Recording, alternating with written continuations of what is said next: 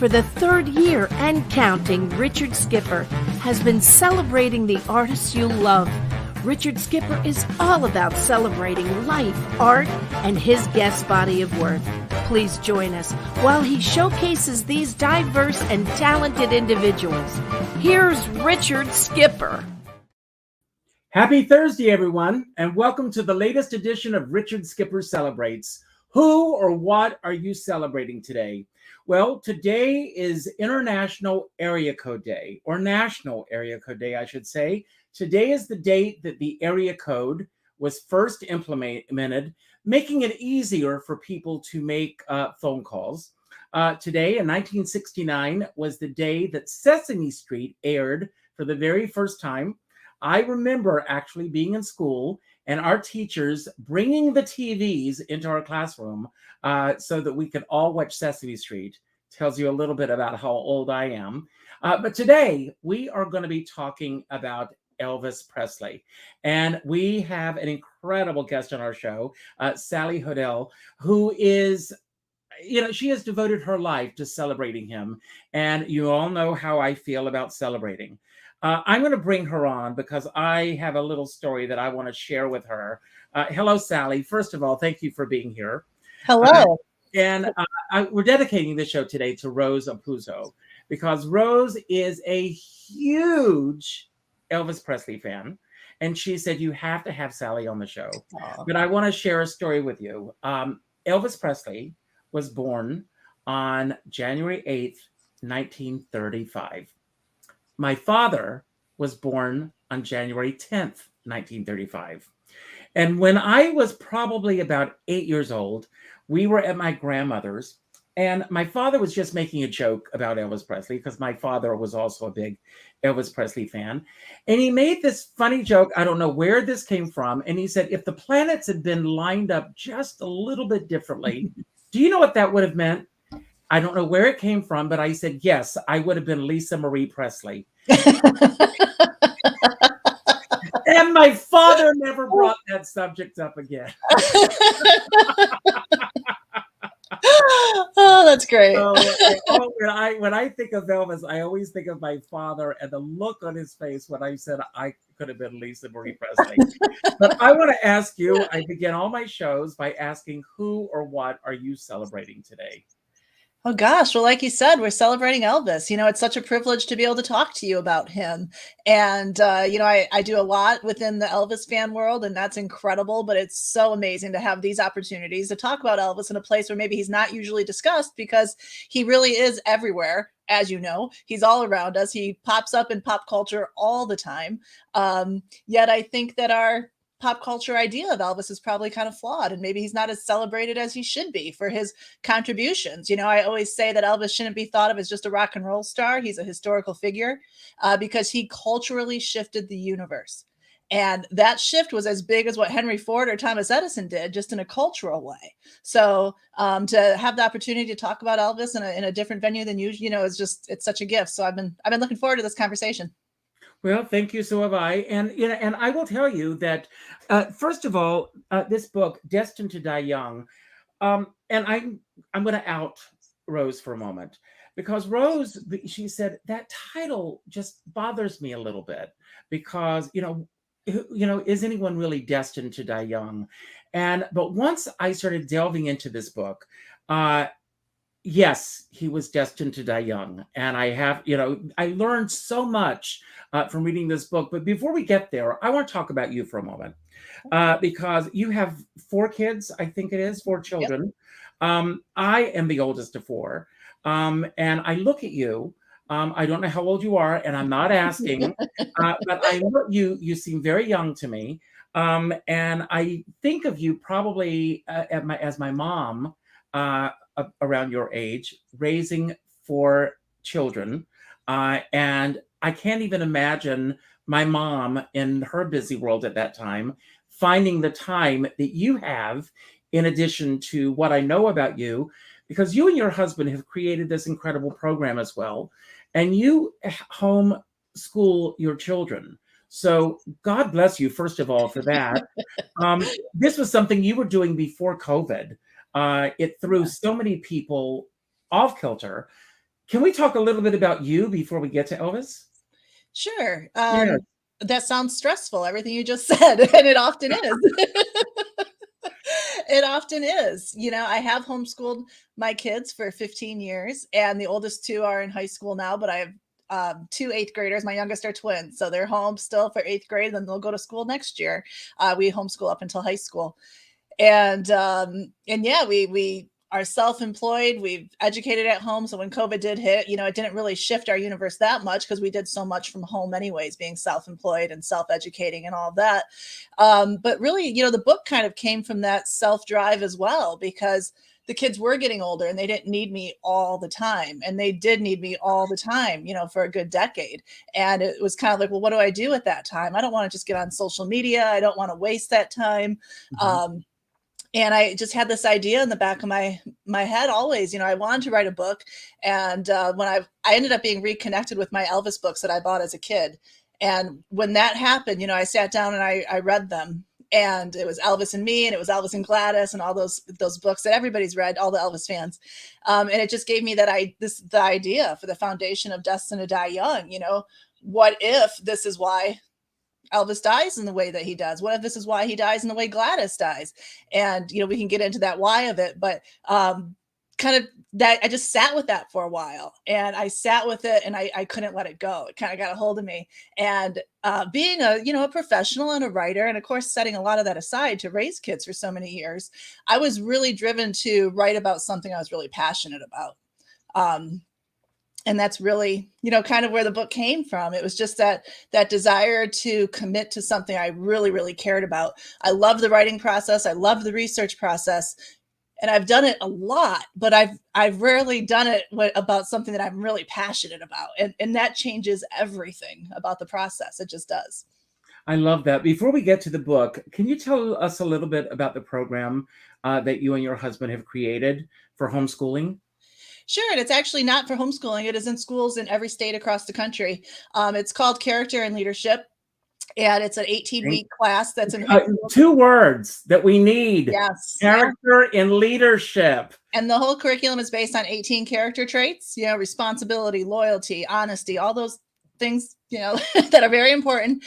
And each trait is connected to a historical figure or a current figure, a role model who exemplifies that trait. So there's a textbook attached to it and a curriculum. And it's an 18-week class, that kids take in high schools across the country. And like you said, it's really important.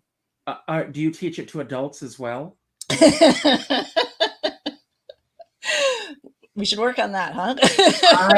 I think so. And I let's talk, because I think it's a course that should be taught, especially in today's world. And I want to say thank you to you and your husband for teaching this course.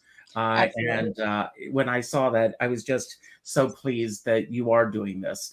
And that's mainly what my husband does. I have helped a lot with the writing and the layout design and that type of thing, which is what primed me to be able to write this book, because we knew how to write books. So then it was just time for me to have my own project, and that's where this Elvis thing came from. And it's been the most rewarding, amazing journey. If you were to look around the room that I'm in right now, I am surrounded by books. I am such a book nerd. On Saturday, I did a whole show, Book Lovers, and I had 5 authors who had been on the show before come together to talk about their favorite books. Where did your love of books begin? And where did your love of writing begin? Gosh, I think it happened simultaneously, but I can remember being a very young kid and not only loving books, but, my mom would take us to the library all the time, and I would pick out biographies and autobiographies, and usually of old Hollywood. I remember reading Lana Turner's book. Yeah, me too. and Marilyn Monroe, of course, anything I could get on her, and Elvis, obviously. His story was just always so much fun to read. But I was just always reading books about real people from a very young age. And so then a journalism major in college, that just seemed like a natural fit because I loved people's stories. And then when I graduated, so much of my work was really public relations and marketing based, and it got away from what was really my calling, I think. And this Elvis work has just reconnected me with that. You know, you talked in the beginning about how this is going to be a conversation, not an interview. And every time I went to Memphis and Tupelo to interview for this book, every one of those situations felt like a conversation. You know, I thought it would be an hour and it would be 6-7 hours. And that's the part I love. So I think it's just the story, you know, the human story. I always say we don't need to make anything up because real life is good enough. Absolutely. I mean, I don't read fiction Yeah. because real life is much more exciting. What is your earliest memory of Elvis Presley? My earliest memory of Elvis Presley, and I've talked about it before, I always say that I'm lucky my childhood had a soundtrack because my dad would play records all the time. And my dad was also born in 1935. So he was a huge Sinatra fan and not a big Elvis fan, but he liked older Elvis, you know, because when Elvis came out, he was for the girls. So my dad was not a fan at first. He felt it was too teeny bopper. But he loved the Aloha concert. He loved the Aloha album. And he had that in his stack of records. And I would always grab that and open it up and look at it.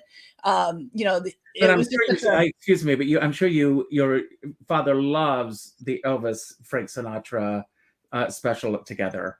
Absolutely. One of my favorites, of course. Mine too, because you know the magic of that is not only how beautiful they both look and sound, but the fact that it never had to happen. I think Frank and Elvis are the two biggest stars ever. Mm-hmm. And the fact that we get to have them on stage together at the same time and have the footage, I just think that is such a gift. I'm just so thankful it happened.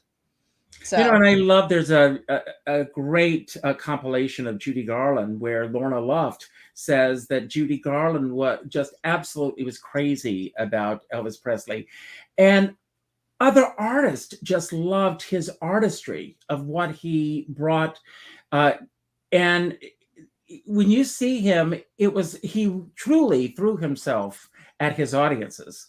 I mean, I've never seen another artist literally throw themselves at an audience the way he did. It's true. And he captured an audience. You know, I personally love all the performances from the 50s. You know, the Tommy Dorsey show, the Ed Sullivan show, Steve Allen show, because Elvis is just so raw and he's so perfect, but also the talent is unbelievable. And it's just there, and it's so natural, you know.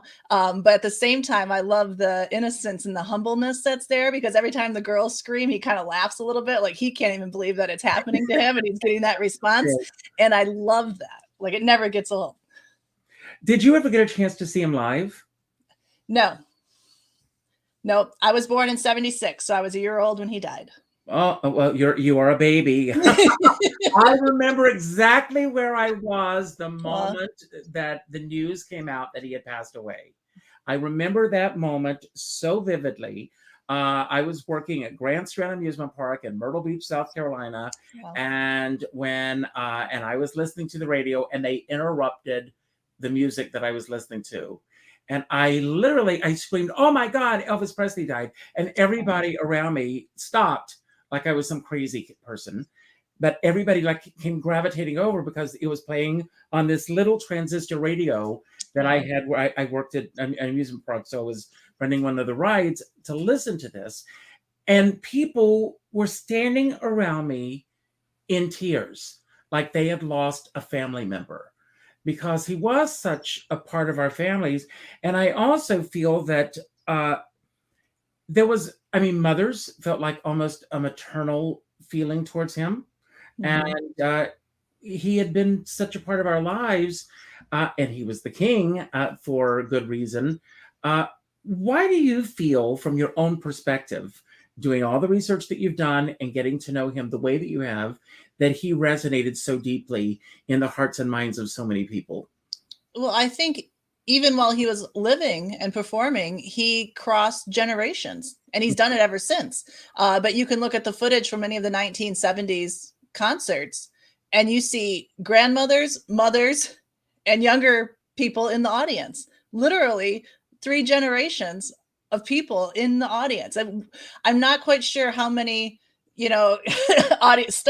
audiences of concerts you could look at and see that. I mean, that's really amazing. I do think, you know, the 50s, 60s, 70s, there's kind of a different Elvis for each one, right? Mhm, 50s is so mhm. raw and young, and the 60s is the movies, and 70s you get that great Vegas stuff. There's something for everyone in that. And so I think the country kind of went through so many changes during those 3 decades, and Elvis was that steady force through all of it. And I think that was very connecting while it was happening. And and again, I think it's 45 years since he's passed, and he's still recognizable the world over by his image and first name alone. That's unbelievable. And I don't think you can compare it to anyone else. Absolutely. Now, I have two of your. How many books have you written? Just the two Elvis Okay. books. Destined to Fly, the Yep. story of Ron Strauss, amazing stories. And then Destined to Die Young. I want to focus mostly on this book today. Sure. But there's just wonderful. You're a great, great writer. First of Thank all, you. I mean, I am pulled in from the first sentence. Thank you. So, when you sat down to write Destined to Die Young, was that the story that you wanted to tell, or did it end up taking on a life of its own? I think both those statements are true. It took on a life of its own, and it was the story I wanted to tell. Again, it started as an idea, and it was kind of a, what if this is true? Is there enough evidence to support it? And then it was an overwhelming amount of evidence. So I felt obligated to take it to the next level, you know, not just for me and my endeavor, but for Elvis. Like, if this is true and he has all this disease, and it's answers the big why question of why does he turn to the medication in the first place? Well, people need to know that, because it's so important for his legacy. It's so important for, I think, so much of the negative connotation that surrounds Elvis. Unfortunately, his story is always told as one of self-destruction. It is a story of survival, you know, first through extreme poverty, then extreme fame, and then he's dealing with all these health issues that are either unknown or buried, you know, throughout his life. And for far too many people, we end up with the idea that Elvis took too many pills and died in the bathroom. And that is not enough for Elvis Presley. So I felt driven and obligated, you know, to explore this for that reason. Well, let's I start. would say, just to answer the second part, I would say it also kind of took on a life of its own, because it was just unbelievable the way things kept falling in my lap. You know, the second book is about Ron Strauss, his pilot, and he was the first person I met who knew Elvis. And I met him simply because he vacationed up here in northern Michigan, where I live. Mhm. But it was such a great connection, and he was so generous with his time. I reached out to other people who knew Elvis, because yes, I had a journalism background, but no one in the Elvis world knew me. So I didn't know if they would talk to me or not. But everyone I reached out to did meet with me. And even beyond that, you know, there was just documentation that fell in my lap, and it was just an unbelievable journey. And it still is. It still is. Well, I said to you very briefly before we went live, I never like to do a pre-interview before we do an interview, because I like to keep it fresh. But I did mention to you that one of my favorite shows is Autopsy Mhm. on Reels. I watched the show and I went into that show reluctantly, thinking that it was one thing, and it really is something different. If any of you have not seen the show, Sure. because it really analyzes a person's health history. And we get that also in your book. So kudos to you on that. But going back to his, is it his maternal grandparents? Yeah, so Elvis's maternal grandparents were first cousins, and that was discovered and announced, you know, written in a book long ago. But it's always been kind of talked about, Glossed over. glossed over, but also talked about in a negative way. Like, this was Mhm, the hillbilly way, the mhm. backwoods way, you know, which is really unfair, because back then people got married based on poverty and proximity, and the world was a much smaller place. So people did marry their cousins. People did marry, you know, within their family, within their tribe, within their small area, you know, geographically. And in the same way that the Roosevelts kept money in the family too, right? It's no different. It's just Absolutely. the opposite. Mhm. So to take away that negative connotation and really think about what would that mean? What would the consequences of that be? So Gladys's parents, Gladys is Elvis's mother. Her parents were first cousins. And as a lifelong Elvis fan and always reading all the books, I always had that question. Always. Why does Elvis die in the same way as his mother? She's 46, he's 42. Very similar 4-year period of degenerative health, but she wasn't a rock and roll star, and she didn't take medication for 20 years. So why is that? And in exploring that family tree, it turns out that 3 of her brothers also died young. One died at 46, one died at 48, one died, I think, at 55. So by the time you get to Elvis, that stops being a coincidence. That is a lot of young death with heart, liver, lung related issues. Like you said, the autopsy show kind of, it explores all that. And Dr. Richard Shepard was a resource because of his conclusions for that. But in taking that kind of science and medical information, I also wanted to humanize Elvis.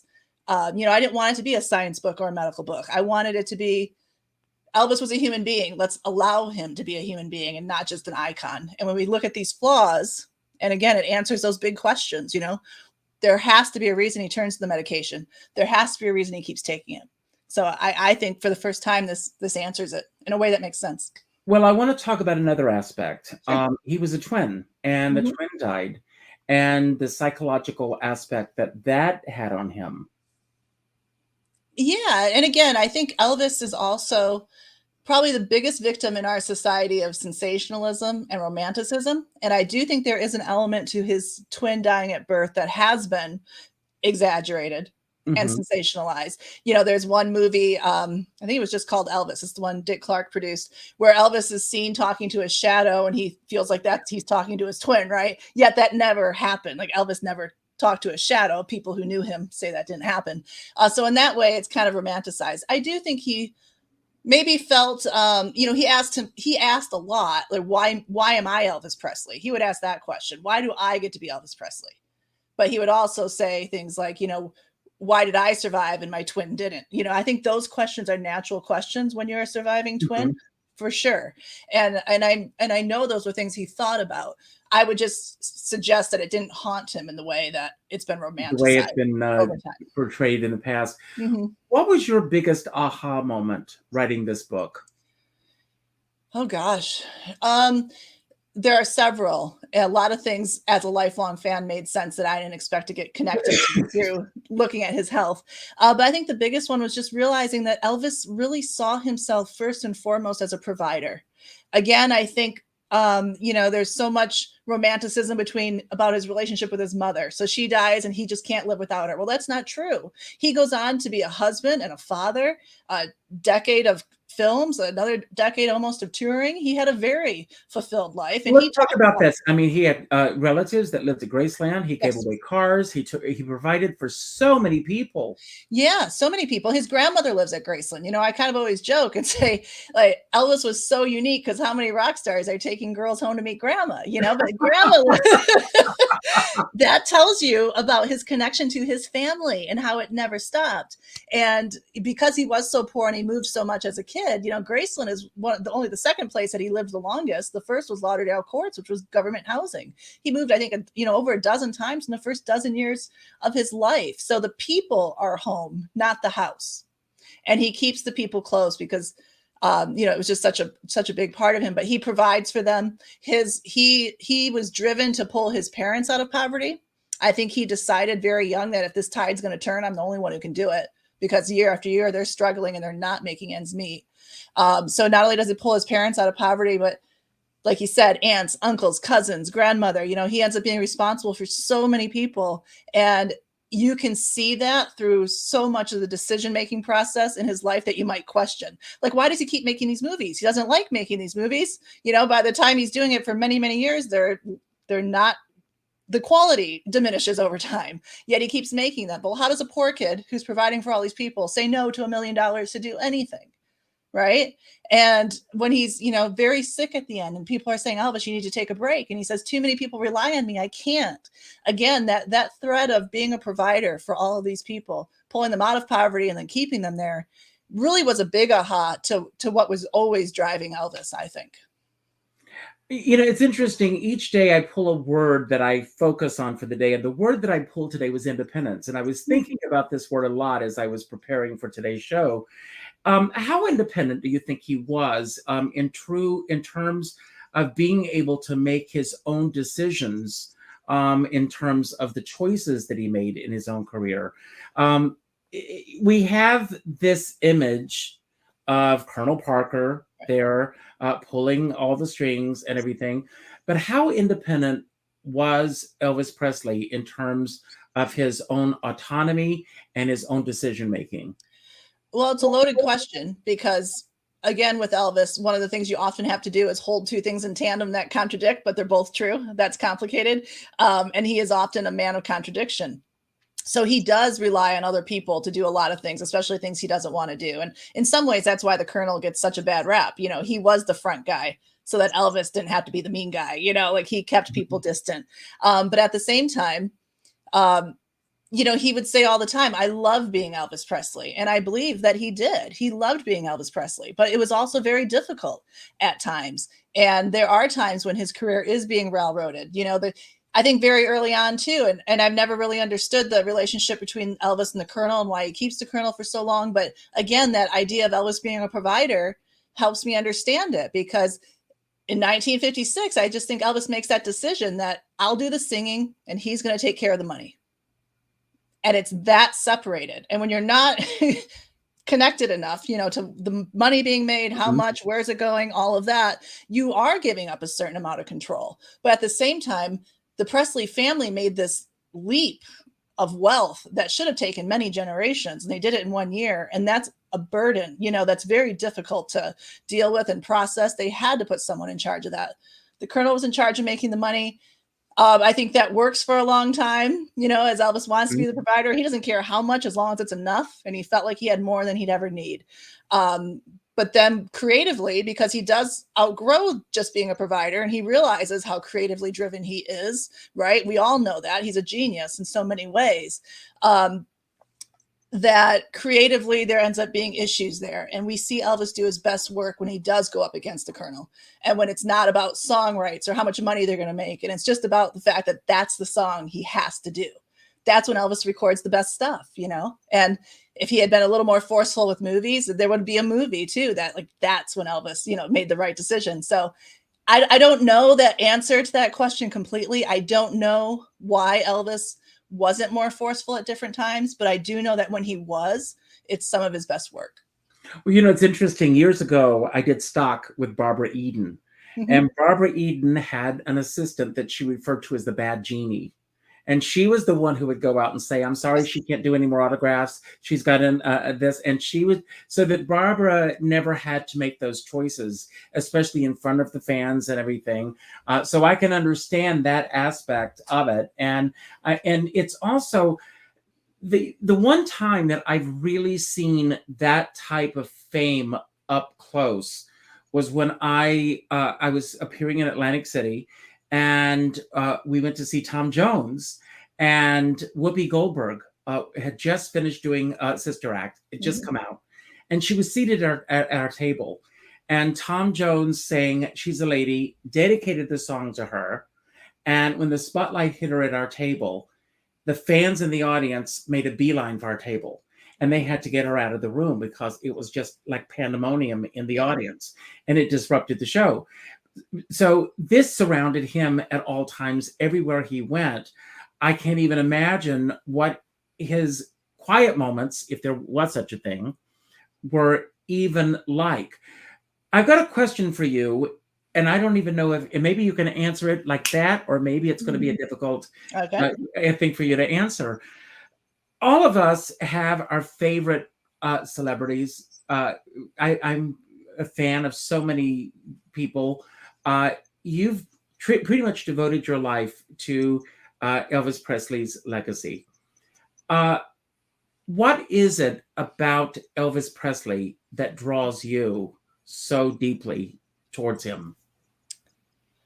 I think, you know, it's twofold. It is out of curiosity. I think it is the contradiction within Elvis. Like I said, there are things you have to hold in tandem that are opposites, but they're both true at the same time. And that just, it makes you keep wondering why and how, and you want those answers. Like one of the reasons I wrote this book was because I would read the books and leave with more questions than answers. You know, there is an aspect of that to Elvis that I think fascinates a lot of people. I also think that there's something very personal about Elvis. And I think it's probably that it thing that people talk about with fame, but it's even to a whole nother level with Elvis, where it's almost like he can be, I think he's a different Elvis for every fan. He's whoever that fan wants him to be. And they feel like they know him, and they feel like they have that personal relationship with him, or that personal something. I don't know even how to put that into words, but Mhm. I will say that Elvis himself created a lot of that. We know he was humble. We know he would, and again, that's why he needs that bad guy colonel, to kind of keep him a little buffered, because he never said no to any of the fans. And even at Graceland, he would go down to the gate and talk to them. He would invite them into the house, especially in the 50s. He always had fans at Graceland. And again, what other star has a home as recognizable as Graceland? It's the most visited home in the country after the White House. So there is a place that we can all go and connect with Elvis too. And I think that really having that personal connection through his home and the city of Memphis is part of the reason why he's still people feel so connected to him. For me personally, the music is incredible. The talent is amazing. And the story is just so interesting. I love the American Dream aspect of his story, without question. Absolutely. And of course, the decades. I love the 50s. I do. I've always, James Dean, Marilyn Monroe, all of that has always fascinated me. So that was part of the reason, to capture that with Elvis. But in delving so much into his story, now I love the 60s and the 70s just as much, because especially the 70s, when he's choosing his own music, there's a whole nother reason to love that. So he's a very diverse star, right? You get diverse music. It's a really interesting story. There's just so much there. Now, I want to talk about another realm of fandom. And I'm going to talk specifically about Judy Garland and her fans. Mm-hmm. There is like this protective quality when it comes to how her fans look at her. Sure. And as a result, there have been so many books that have been written about her that fans either love the books that have been written or they hate the books. Just a few years ago, Renee Zellweger did Judy. Right. I will put it on record. I thought Renee Zellweger did a wonderful job. Mm-hmm. Regardless of what your personal thoughts are of the film, I thought she did a great job in the film. Sure. How have you been embraced with your book in terms of how the fans are looking at the way that you're presenting his story? Well, even Elvis said, not everyone's going to love you. I will tell you, Carol Channing said to me, for every person who likes you, there are an equal number who don't. Get used to it. So that's okay. Yes. That's okay. Not everybody likes me. Not everybody likes my book. Right. However, having said that, I knew when I wrote this book, and I see a book as an exploration, a full exploration, a complete exploration of a single idea. And I love that, because you look at it from every angle, and you put it out there. It was 4 years of my life to produce that book. So when I put it out into the world, it was like, gosh, what are people going to think? And there was just a moment of peace where it's like, it doesn't matter what people think. I know I did the best job I could do.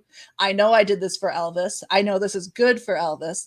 And I did it with integrity from start to finish. So I had peace with that.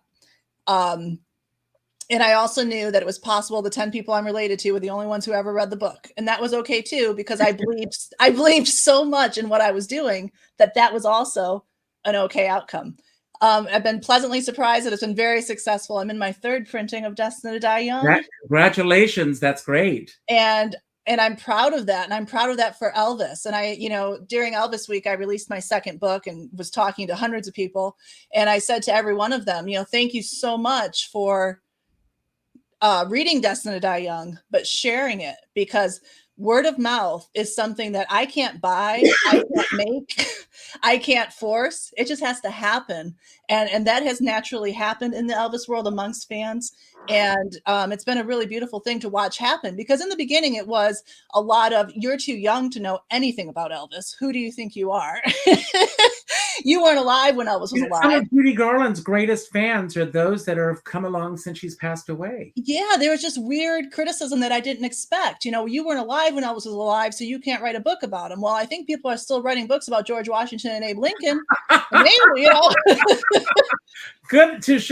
Good point. They weren't alive then either. So sometimes I think history and people need distance. They need distance, they need perspective. And for me to look at it all from up here and look down on it, in some ways, that gives me a more full picture than the people who actually knew Elvis, because maybe they only knew Don't you Elvis think for 2 that years, or they only knew this part of Elvis. So to look at everything, is a really interesting aspect too.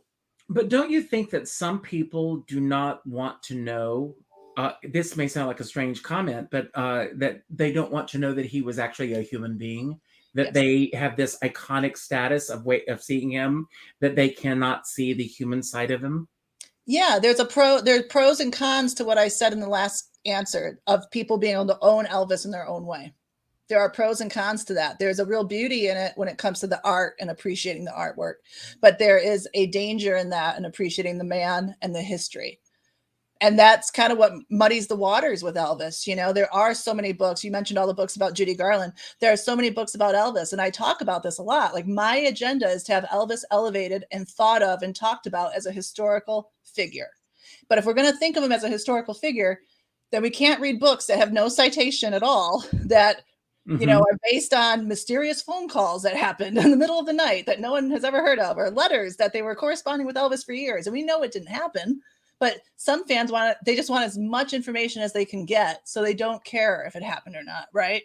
I mean, there's like not that they don't care, but there's such a fascination that they want as much information as possible. But I was just saying in an interview the other day, if a new book came out on George Washington and it was, pushed as newly discovered information on George Washington that we've never heard before, and there was no citation, there was no evidence, there was no validated research, no one would read it and no one would believe it. But if that same book comes out about Elvis Presley and maybe even Judy Garland, because of that iconic status, people will read it and a lot of people will believe it. So I think we have to be really careful about what we believe, what we read, what we take in. And that's why there are 32 pages of citations in the back of my book. And when I was not kidding, folks. She is not kidding. Look at this. I mean, just unbelievable. It's so much work to put that together, to compile that and to keep track of everything as you're researching over years. And then it, just from a book publishing standpoint, it costs a lot of money to print 32 more pages. And at one point, my husband was like, "Why are you doing this?" And I said, "Well, I have to do this. Elvis has never given this level of journalistic integrity. And I do think it's the one thing that has really given my book a lot of validity and just that, again, it's a journalistic integrity. Elvis deserves it." Rose has an interesting question here. Rosa Puzo, I'm glad you made it here, Rose. Have you had any interaction with any of the family members? I have not. They're not really reachable per se. And actually, I have had with several cousins. I guess when you say family, I think you might be speaking of Priscilla. She asked specifically about Priscilla, but I expanded the question. No, I know several people have put the book in Priscilla's hands. I have not heard from her, but I did speak to a number of relatives, especially in Tupelo, because those roots were really important to me in telling the story. So I did talk to a lot of family, just not the most famous ones. And I'm sure that you saw the Baz Luhrmann film. Were you able to sit back and enjoy the film, knowing what you know about Elvis? I wish I could have. I'll say, like you said, Renee Zellweger did an amazing job as Judy, and Austin Butler does an amazing job as Elvis. And the film is beautiful, especially the 1950s era, I think is beautifully made. It's art. It's film, it's Hollywood. I love all of those things. I just wouldn't consider it to be history. Right. I agree with you. And the same thing with Judy, because there's one moment where towards the end of the film where she is celebrating her birthday and it's snowing outside in London and it's June. And if it snows in London in June, so God bless it. But they're just and knowing her history the way there are certain things that I know that just jump out at me like that. Right. So when you sat down to write this book, I know that you're the fan and you've got your background. How did it begin for you? What was the seed that you said, okay, I'm committing myself to doing this? 4 years of your life. Yeah. What was the starting off point for you? Well, the starting off point, my sister had passed away from cancer and she had been an Elvis fan as well. and I had been a lifelong Elvis fan, but no one in my age group ever was. So I set it aside for different parts of my life because there was no one to connect with over it. So when I went away to college and all that, I left all my old Elvis books at home, but when she passed away, she had them. So I was reconnected with those old Elvis books, and that really was the catalyst, the initial jumping off point for this book. Again, reading Elvis and Gladys and realizing that the maternal grandparents were first cousins. So that was where the idea, the why of it and the how, I guess. But I just decided I was going to spend a few months reading everything I could read to see if there was enough information out there. And, there's a little blurb in every Elvis book ever written by the people who knew him that mention a few sentences about his health. Not a lot. But when you put it all together, there's quite a bit there. So I did that first. And then at that point, I decided, okay, I'm going to write a book. I'm going to fully research this. I'm going to take it even further. And then, of course, after I met Ron Strauss, it's like, okay, I'm going to Memphis and Tupelo 6 times, and I'm going to interview as many people as I can. And then, like I said, documentation started to come my way, and it just very quickly became a full-fledged journalistic, project that really was a coming together of professional and personal endeavor. Now, this next question is totally speculation, because you definitely don't have the answer to this question, because it's only, but how do you imagine his passing would be covered by today's media? Oh, gosh. It's hard to say that it might be more exploited than it was back then, but you just hit on why I asked that question. Because I feel, again, having read your book, that so much has been exploited over the years about how he passed away, yes. To the point where we're not getting, I don't feel, until your book, the truth of Absolutely. all of these extenuating circumstances that led to his passing. Yeah, and I'm sorry to interrupt. It all started with Geraldo, the Geraldo special. Not long after Elvis died, and it was you can watch it still on YouTube, and across the screen they just scroll all the drugs that were in his body, and they never talk about why he might have been taking those medications. Yes, Elvis does have an addiction problem. The book does not sugarcoat that, and I'm sure you agree. What helped hurts, and it does become a problem. The things he's taking for real reasons have tolerance and addiction issues. Some of the things they don't even realize are dangerous at that point. He takes Dextridine is probably as early as 1956, 57, and people really thought Dextridine had the same level of addiction as caffeine until the mid 70s. So we have to look at everything in a historical context too. But again, if he died today, maybe they'd be more aware of what he had. When Elvis passes, he has disease or disorder in 9 of the 11 systems of the body, always written off as the end result of too much medication. But my research shows that 5 of those at least were present prior to fame, couldn't have been caused by the medication, most likely since birth. A lot of it's genetic in nature. He has an immune system disorder. Those things, maybe they obviously would have been more understood now than they were. Some of them were completely unknown in the 70s, so they couldn't be, understood. But I think it's likely it would still be as exploited today. Again, I think no one really ever looks at why these addictions happen, and there's always an answer. So I believe firmly that Elvis was self-medicating through a lot of disease and disorder to continue being Elvis Presley. And I will say, beyond a shadow of a doubt, he burns his adrenal glands out in 75, I believe. And I think from the last couple of years of his life, there's no way he could have been up on stage performing without the medication. Wow. How deep or how far into your writing were you before you started to pitch or sell this book? Well, I never really, the beauty of the way that I did it is that I never had to do that, because I self-published. I am the publisher and the author. And one of the reasons for that is I wanted complete control over this project from start to finish. I've talked to so many people who knew Elvis, who had either ghostwriters and or publishers, and the book would end up not being what they thought the book would be, because they wanted it to sell more. So they include more of the bad stuff or exaggerate the bad stuff, right? So I knew that has happened to Elvis time and again in books written by people who knew him.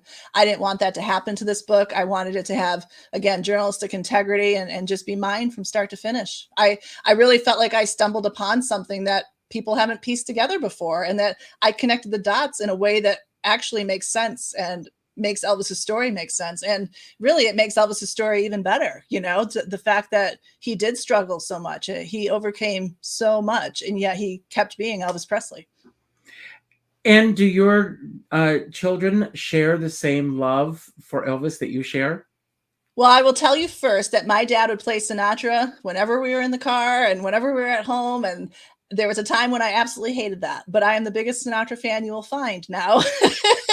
So my kids have an appreciation of Elvis. Some of them like him more than others. They've all been to Graceland more than once.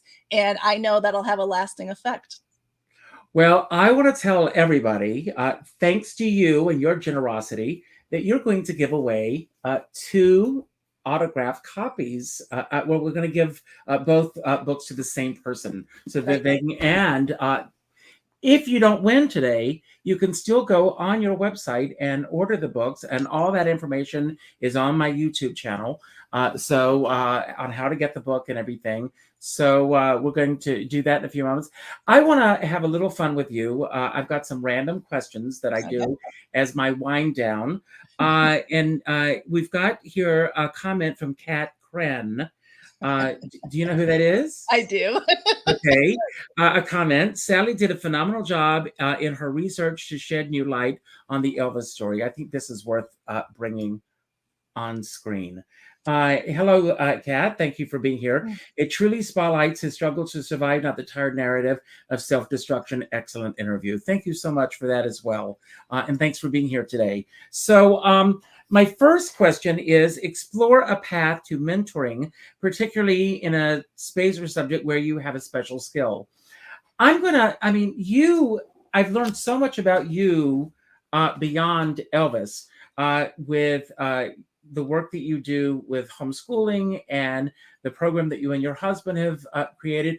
And to learn that you have self-published, you have complete control over this. Mm-hmm. Would you ever consider doing master classes or teaching others on how to possibly do what you do with their favorite subjects or stars to do the same thing? Gosh, I don't know. I mean, that's a great question. I have to tell you that I am so driven to produce, to do, I'm a cross things off the list kind of person, that I think I'm more fulfilled by actually doing it than trying to explain how I do it. but at the same, you just amaze me. Like I said, I look at you and now I know your age because you told us. Yeah. But I mean, with my mom and I love her dearly, I just could not imagine my mom being able to add these things to her plate, because trust me, I kept her running as the oldest child. So yeah, and, I hope my kids take away from it that I just think so many things are important. I think it's so important that I guide my children, and to be as present as I possibly can.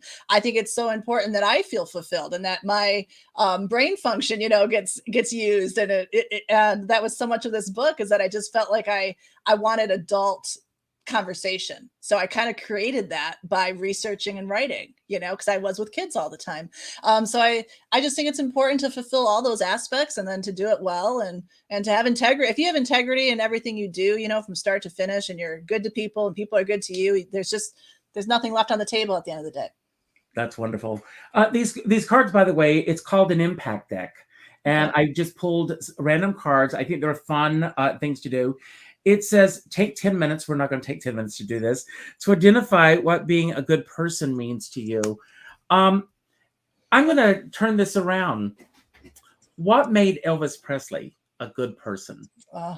Well, when Gladys was interviewed in the 1950s, about the fame and what it meant to her and what his success meant to her, she said, what I care about the most is that he's a good, decent Christian person that we raised him to be. He's respectful. He says, yes, ma'am, and no, sir, please, and thank you, and that's what I care about the most. That's what Gladys said. And that's what I care about the most too. I don't care how successful my kids are, as long as they're good, decent people who know how to treat people. And Elvis did. And when he was on movie sets, that's true. There's so much testimony to that he knew the little guy guy and the big guy and everybody by name. And he talked to everyone. When he's touring, he knows the police officers by name in every town. There was a humbleness to him and a control that I think is remarkable. Just like when he's asked what he thinks about Vietnam, he says, I'm just an entertainer. I'm here to entertain. So I'll keep that to myself. But there's so much wisdom in that to have that restraint and know that you can have control over people. He could tell people who to vote for and they would. and to control that, there's so much wisdom in it. Like I really admire that about Elvis. That's amazing. What a great answer. And thank you for that. And reevaluate a long-held belief. Again, I'm going to turn this around on Elvis.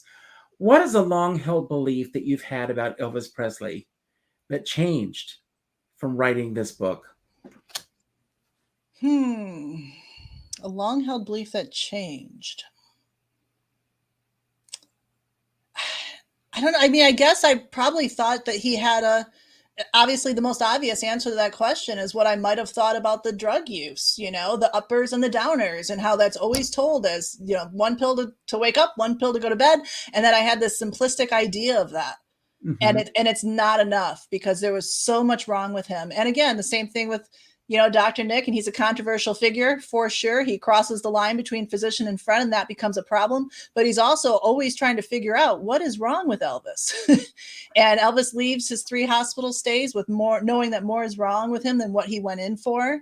And I just think understanding that health struggle, knowing that he didn't feel good, knowing that he continued to be Elvis Presley, really understanding why there's such a difference in his performances between the 68 comeback special and Elvis the Way It Is in Vegas, and then Aloha in 73, where he basically just stands and sings and doesn't move around much. There's a reason for all of that. So just that overall understanding of what was happening to him and how sick he was and how difficult it would have been to deal with all of those things. And he did it so beautifully that most people never knew. Oh, unbelievable. Thank you. What's the wildest thing that you learned about Elvis Presley in your research? The wildest thing. Gosh. I don't know. That's such a hard question. I mean, there's so much. I can't think of anything off the top of my head because it's all so rock and roll. To me, it's not about learning the crazy stuff that excites me. To me, it's learning the falsehoods about the crazy things that we always believe. Kind of like how. Well, let's turn it around then. We've already talked about the falsehoods about the drug usage and all of that. Beyond all that. Let's move beyond those aspects. Sure. The health issue. I got a great story. Okay, great. Share it with us. It's in the second book with Ron Strauss. There is always around his birthday and around the date of his death, there are stories in the media still about how Elvis woke up in the middle of the, didn't wake up. He was up because he lived at night. But he called the pilots and said, get the plane. We're going to Denver for Fool's Gold sandwiches, which was a whole loaf of bread, a whole jar of peanut butter, a whole jar of jelly, and a pound of bacon. And the story is always told that Elvis flies there and he eats the whole thing himself. And this is the story of Elvis being a glutton, right? And because he's the king of rock and roll, I think that lends itself to this connotation of him being such a glutton. But we know now, beyond a shadow of a doubt, because Ron Strauss was there, it was actually a birthday party for Lisa Marie. It was her 8th birthday. They were flying her home to California, back to her mother. They stop in Denver because Elvis was friends with all these Denver police officers, and he was telling them Elvis about how great these sandwiches are. So they go there. They don't even leave, the airport. The sandwiches are all brought to the airplane. There are many sandwiches. They're cut up in slices. Champagne is brought on. A bottle, a birthday cake for Lisa Marie. Everybody, there's 20 people on the plane. They all sing happy birthday to Lisa Marie, and it's a party, which is a very different story from Elvis just flying there, getting a sandwich and gorging himself on it. And I think that's profoundly sad, but it's so exciting to set that straight. Good for you. And that's a perfect note for us to somewhat end on, but don't go anywhere for a moment. Okay. We're going to give away 2 of your books today to a lucky winner. A few of you have said, I hope that Rosa Puza wins. Remember, if you win, you can always send the book to Rose. So, and Danielle wins. Danielle and I had a wonderful conversation early this morning, and we were talking about Elvis. So Danielle, I'm glad you won, and I will put you 2 in touch with each other. I'm going to say a few closing remarks. So Danielle, don't go anywhere. Sally, don't go anywhere for a moment. Sure. I'm going to give my closing remarks, and then I'm going to turn it over to you. You've got the final word today. Okay. Anything that we've talked about that you want to build upon, anything that we didn't talk about that you wish we had, or just any final message that you want to leave everyone with today. And don't worry about how to end the show. When the show is over, I will, when you say goodbye, the credits will roll. And I want to thank you for being here. I've had a blast with you. The hour flew for me. It did. It flew by. Thank you. Thank you. And thank you, Rosa Puzo, once again for Yes. recommending an incredible guest. She's got the knack. Thank you. So I want to thank you all for being here today. Independence. It means so many things to so many people. But I learned a lot today. We think about the people in our lives and how they make choices for us. But all of us are responsible for the choices that we make each and every day in terms of the books that we read, the movies we watch, and the things that we hear about these great celebrities, such as Elvis Presley. There have been a lot of books that have been written about a lot of celebrities. There was a particular writer that I actually knew many years ago, and he put these books out, like it seemed like a new book was coming out every 2 months. And these books were salacious with the, it was like there was no research behind the books. But these books got sold.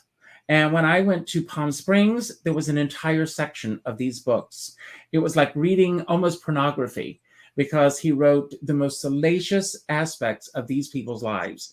And what I love about Sally is that not only is she a fan, but she respects his legacy. She respects who this man is and was, and that she wants to present him, and she does, with the utmost integrity, and she succeeds with that. So please check her out. Check out. I can't wait for future books to come out. And again, I want to thank you and your husband for the work that you're doing with kids, because I think that is something. And think about teaching this for adults. I really do. But celebrating these artists, and it's interesting that a book can come out, or a movie, or something about these artists. They were people, and they've got families, they've got their own fans. We need to respect that, and we need to respect each other. And I think that that's something when you are looking for these books. Let this be a lesson to you, and I'm going to show you this again. The notes and the reference, just if you can see this. And this goes on for pages and pages and pages. And when I saw that, I was just like, wow, wow, wow. And the fact that you did this all on your own, I'm even more impressed. Wow. My hope, Sally, is that anytime you feel that you have something that you want to talk about, I don't care what the subject is, that you'll think of Richard Skipper Celebrates to come and talk to me. I end every show by telling everyone to go out and do something nice for somebody else without expecting anything in return. Go to your database, reach out to a friend that you haven't spoken to in a few weeks, and reach out with a phone call. Not an email message, not a text message, not a private inbox message, but a phone call, and let that person know what they mean to you. I have said this before, and I'm going to say it again. I'm leaving Facebook on December 1st. And my reason for leaving Facebook is because I personally feel that a lot of people are using their postings on Facebook. For those of you who love it, this is not a knock. This is about me personally. These postings as a substitute for true human interaction. And true human interaction can never be taken away until it's taken away. And as my dear friend Sean Moniger says, we're all in this together, but we're not in the same boat. And you never know what someone else is going through right now. So reach out. But again, if you're going to go out in a boat, make sure you bring a skipper along. So on that note, I'm going to leave the screen. And Sally, you've got the final word. And thanks again for being here. I'm a huge fan of yours now, and I can't wait to read the next book. Thank you, thank you, thank you for all that you do. And it's all yours. Thank you. Gosh, well, thank you for all of that. I appreciate that so much. If I could leave everyone, with one thought, it's that the limited lens of sex, drugs, and rock and roll for Elvis Presley is not enough. And that might be fun to read about. And it is fun to read about. And I understand that. But reading about the real man and the real struggle and restoring his humanity in the way that this book does is even more interesting. It's more human.